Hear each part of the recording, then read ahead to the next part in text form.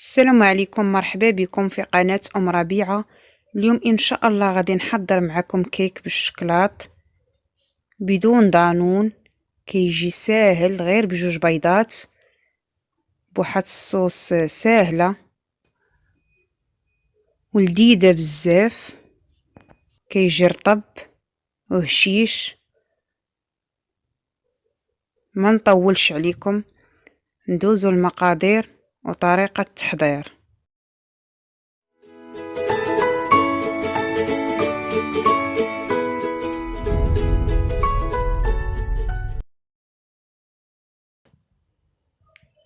عندي جوج بيضات غنضيفهم في الاناء.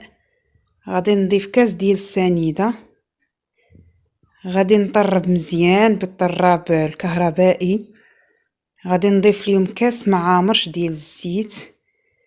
كذلك غادي نطرب مزيان المكونات مع بعضهم. من بعد غادي نضيف ليهم كاس ديال الحليب. غادي نطرب جيدا. من بعد غادي نضيف معلقه كبيره ديال كاكاو مر. غادي نضيف شويه القهوه سريعه الذوبان. غادي نضيف كاس الاول ديال الفورص. غادي نطرب مزيان. من بعد غادي نضيف الكاس الثاني. غادي نضيف جوج خمارات. غادي نضيف معلقه ديال الخل. كذلك غادي نطرب مزيان. هاد المعلقه ديال الخل اللي ضفنا كتهشش الكيك، كيجي هشيش. انا خديت هاد المول دهنته بالزيت ورشيته بالدقيق. غادي نخوي فيه الخليط.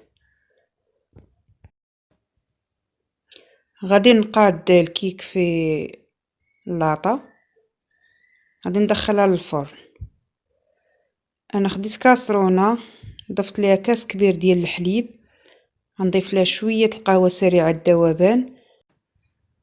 نضيف لها معلقه صغيره ديال الكاكاو.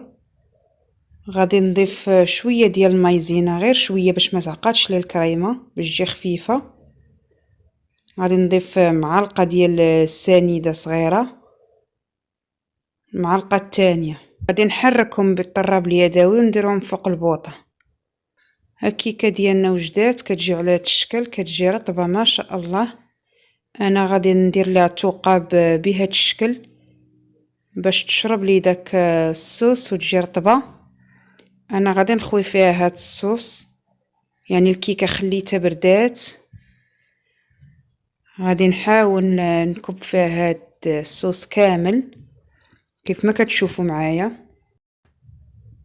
انا زينتها من الفوق بشويه ديال القرقاع، يعني كله تزيين اختياري، كله كيفاش بغى يزين الكيك ديالو.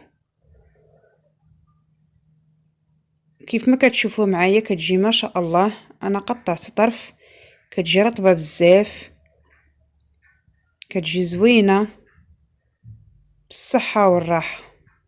الى عجبكم الفيديو ديال اليوم ما تنسوش الاشتراك في القناه وتفعيل الجرس والضغط على جيم.